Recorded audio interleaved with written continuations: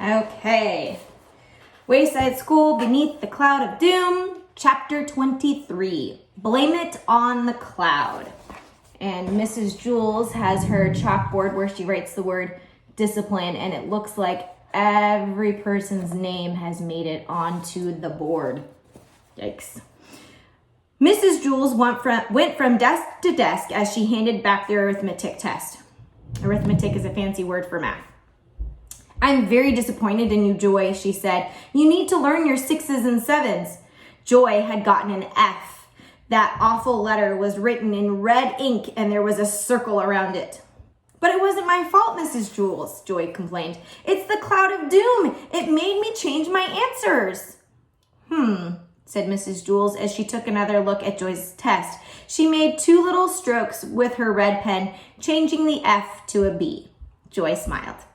The door swung open and Bibi walked in more than 15 minutes late.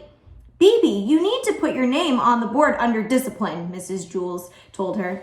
"Don't blame me," said Bibi. "I left my house on time. The cloud of doom slowed me down." "Oh, okay then," said Mrs. Jules. Leslie screamed. Mrs. Jules turned. "Paul pulled my pigtails," she accused.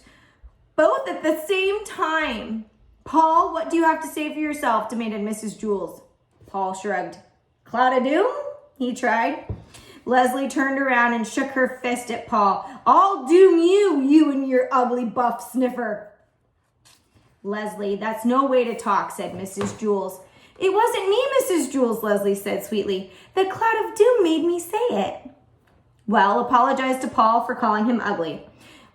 "But I didn't call him ugly," said Leslie. "He sniffs ugly bugs." Jenny and DJ laughed. Mrs. Jules glared at them. "Cloud of doom?" they said at the same time. Mrs. Jules continued to hand back the test. "You can do better, Terrence," she said when she came to him. Terrence crumpled his test into a ball and brought it to the front of the room, where he dropped it into the trash.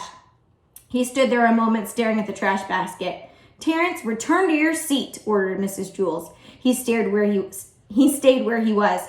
"Terrence, do you have a problem?" asked Mrs. Jules.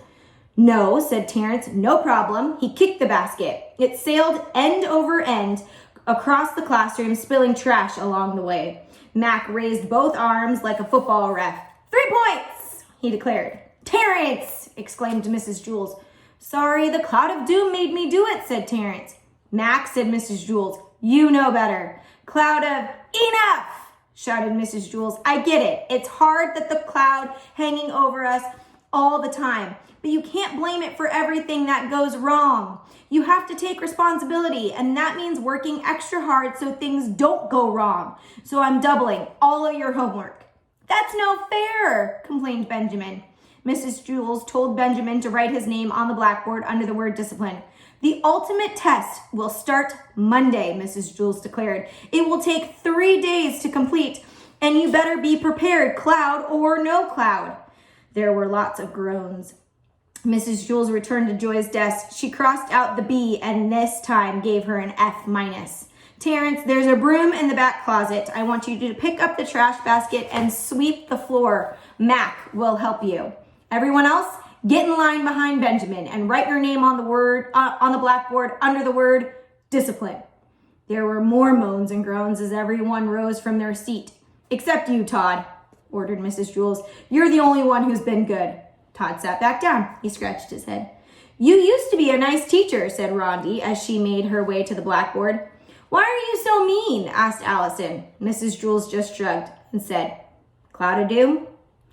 Above them, the dark cloud continued to churn as it turned itself inside out and again. No one hardly noticed it anymore, but it continued to grow larger and more powerful every day. Lightning flashed inside the cloud where no one could see it. Thunder boomed where no one could hear it. What happened to the cloud stayed in the cloud. For now.